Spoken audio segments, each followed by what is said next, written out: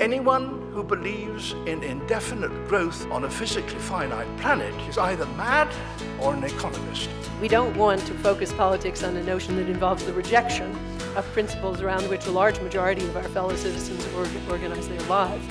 We are not as endlessly manipulable and as predictable as you would think. The question that we posed 6 years ago was, in what ways might young people actually be different than preceding generations as a result of their being completely immersed in the digital world? And there was a very crystallizing conversation for me a couple years ago when I brought together my co-author, Katie Davis, and her sister, Molly, who was clearly a complete digital native, and myself, who you can tell by looking at me is a complete digital immigrant. And we had a conversation in which Molly, then age 16, had noticed something in her school.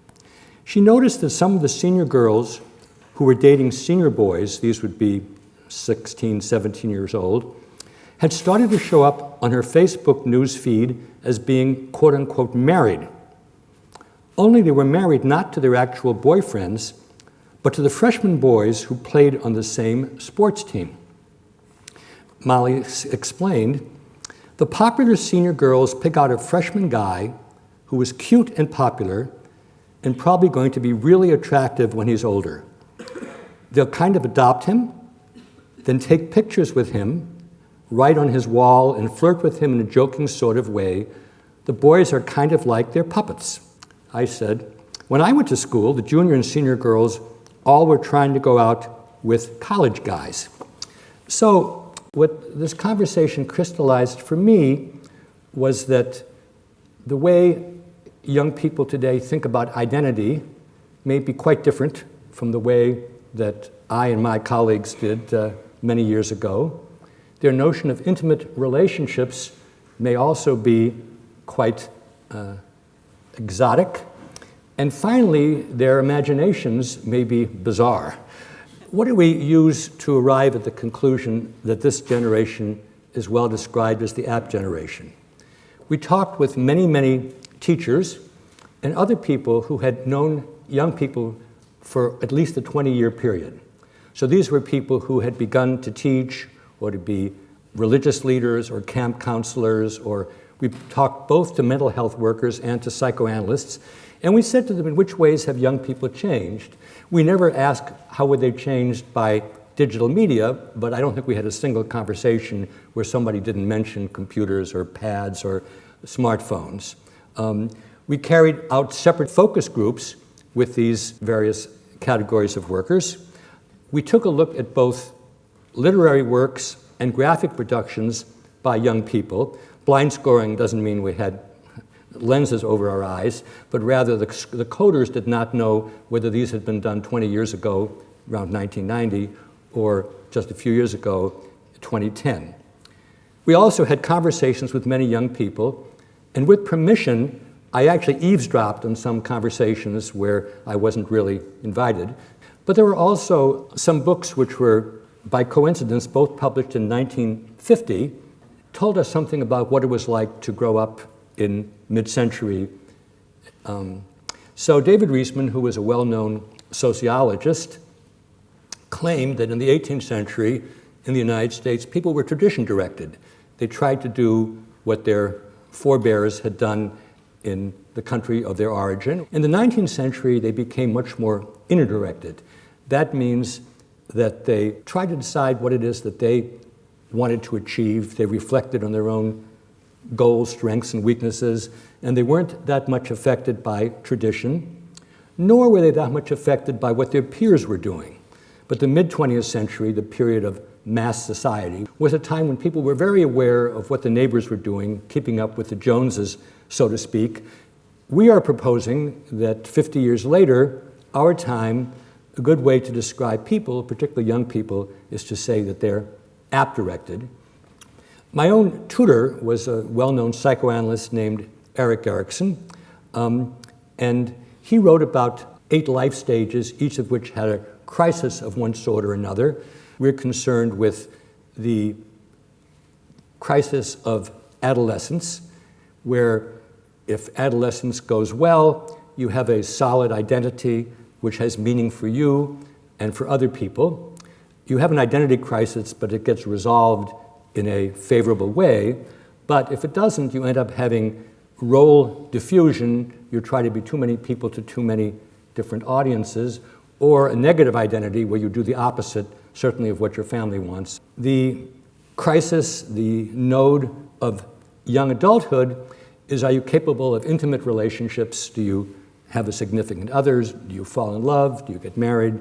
Midlife, what is called generativity versus stagnation, but to maintain the three I's, we converted it into imagination.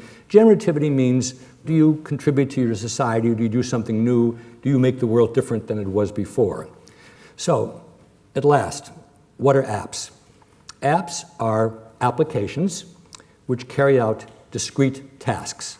They're quick, they're on demand, you don't have to spend a lot of time futzing around. It provides shortcuts, and they're highly structured. And not only do these apps have names, but these are done in a very much of an advertisement kind of way. The icon is very vivid, and it defines exactly what it is.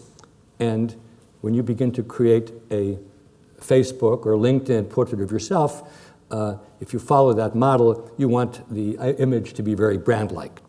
So why did we decide to call young people today the app generation? First of all, for just about anything that you can think of, there is an app. And then we developed a notion called the super app. And the super app is a term which we coined to describe how life is a series of apps culminating in the super app. So first you have to go to the right elementary school, and then you have to go to the right secondary school, then you have to go to the right college, and in college you probably should major in economics or business, and you should have an internship during the summer, if possible, at Morgan Stanley or McKinsey. And then, of course, you should try to go to them right afterwards. Obviously, this is slightly tongue-in-cheek, but maybe less tongue-in-cheek than you might think for many, many people who go to the elite schools in the United States. But you have to realize that most people are not going to be successful in their super app. The most stunning thing that I found out in research is most young people today have never gotten lost, because either they've got something on that can find them, or their parents have something that can find them. But if you've never been lost geographically, topographically, you may be not prepared to get lost in other ways, because what happens if there is no app? So what I want to do now is to give you a few findings from each of the three I's. First of all, identity. I don't know who this is. Actually, I didn't know who this was till I watched the middle of the Super Bowl, but Beyoncé is a very well-known performer, singer, and she has got a very strong identity. Ever since we've had stars of a Hollywood sort or a Bollywood sort, these become figures that young people identify with. So there's great pressure to have a polished self. You got to look really good. The self is also packaged. You have to be able to communicate not just how you look, but what kinds of activities you have, what kinds of friends you have, how much you are liked, how much you are tweeted. We did over 100 interviews with adults who'd seen young people for decades.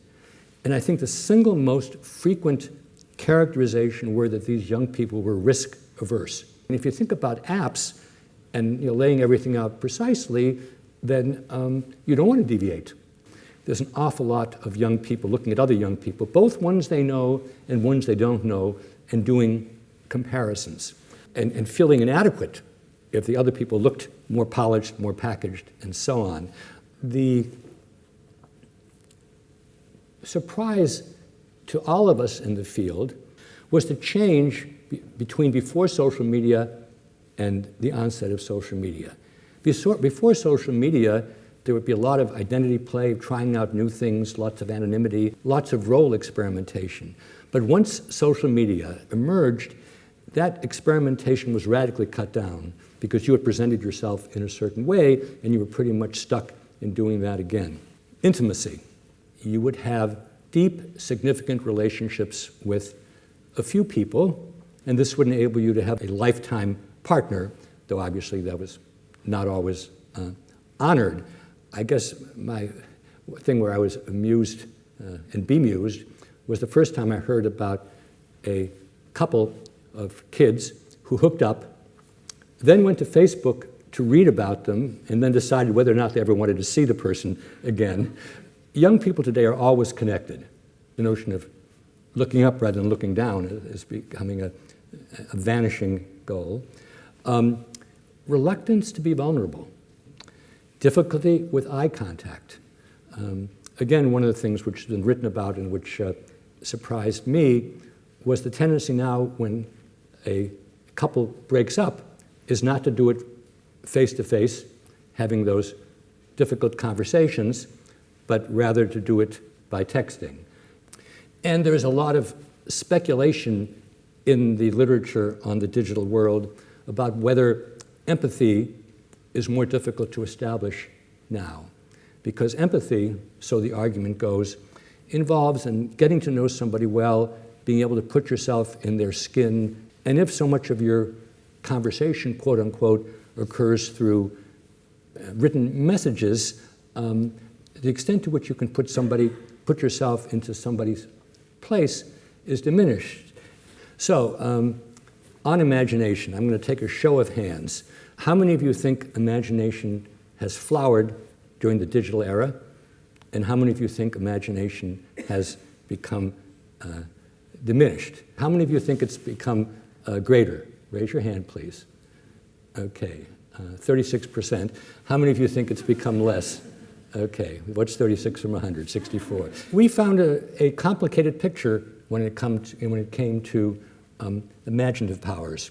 What we did was we looked at teen publications over a 20-year period, and we compared both the literary creations and the graphic creations of young people 20 years ago and young people today.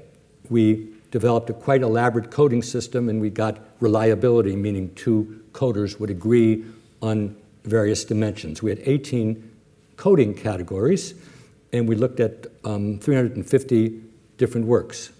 What we found when it came to graphic arts, the later works were much more fully rendered. You can see here, when we compared the early and the late group, that there was much more blank space among the younger people, much more fully rendered space among the younger people 20 years later. And even though one could quarrel about whether this is more imagination, suffice it to say that we were impressed at how much more resourceful and using of different techniques we found in the more recent works than in the ones from 20 years ago. When it came to writing, our coding showed a very different picture. We found among the 16-year-olds in 2010, as opposed to the 16-year-olds in 1990, less play with genre. The plots were more mundane, maybe risk aversion here. The story was much more linear, first this, then this, then this. And language was less formal. Again, this may well be due to a life of texting.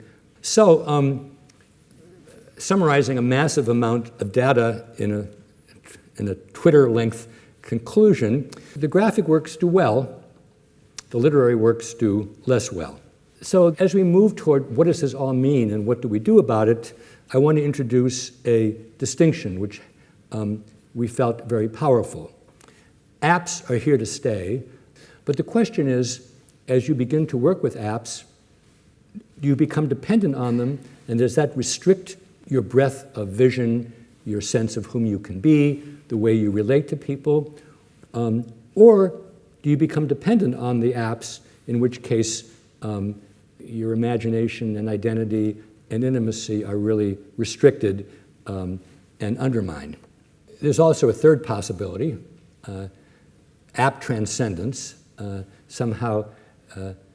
I don't think Leonardo da Vinci was ever limited by an app.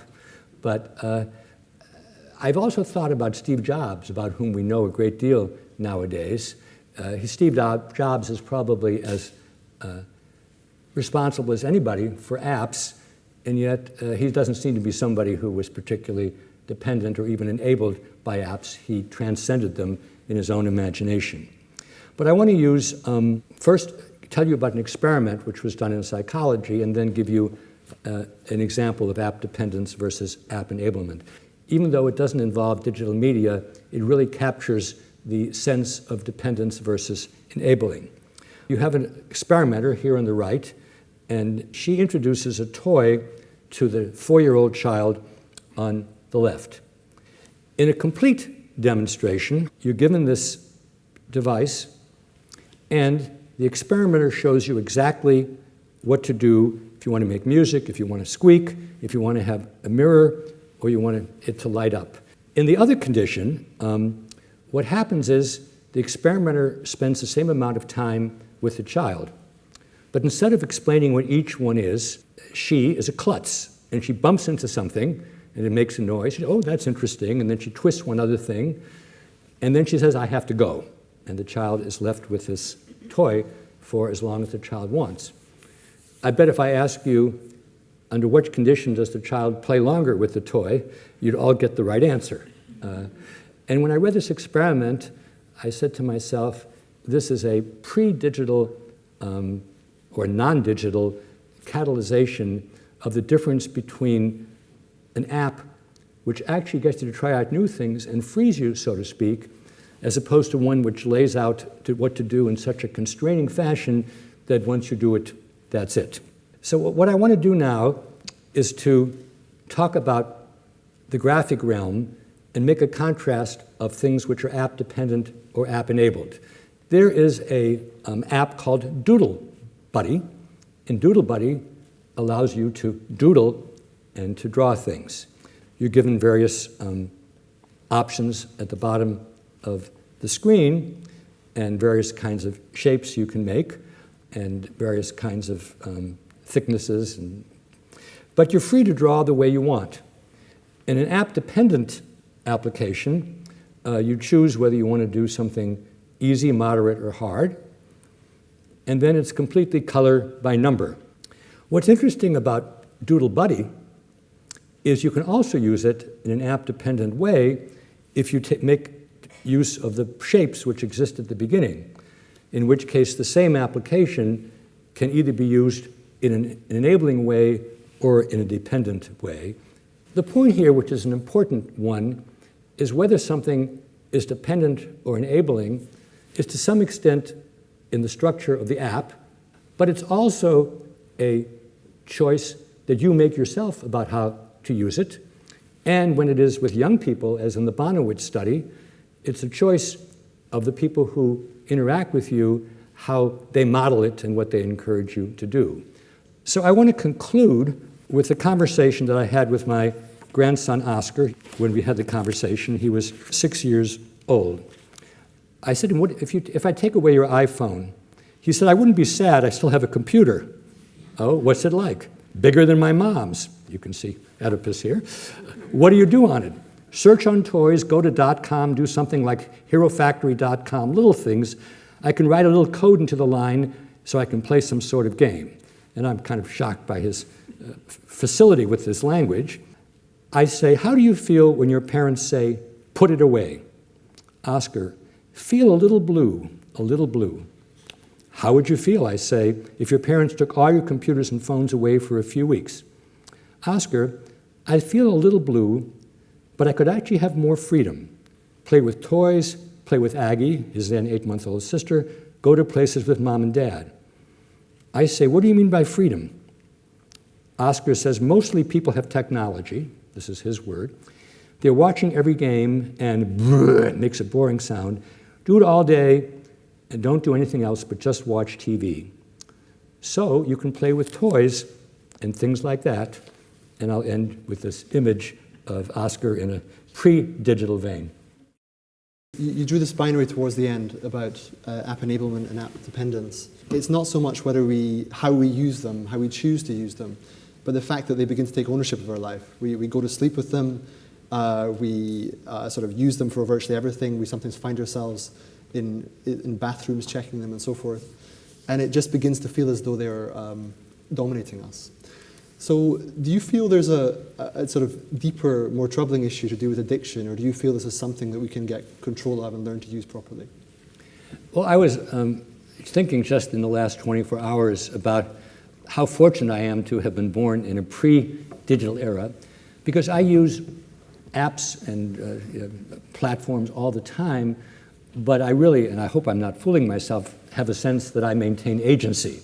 And if you told me I would have to put it away, I'd have to go back to the library again, but it wouldn't change my life. But I do think that especially if parents are themselves absorbed all the time, if we raise kids like this, then how could it possibly be any different unless there's a big meltdown, in which case one has to be educated. So yeah, I worry about that, but I do think that we shouldn't absolve parents and teachers and other role models of responsibility of what it means to use it and what it means to put it away.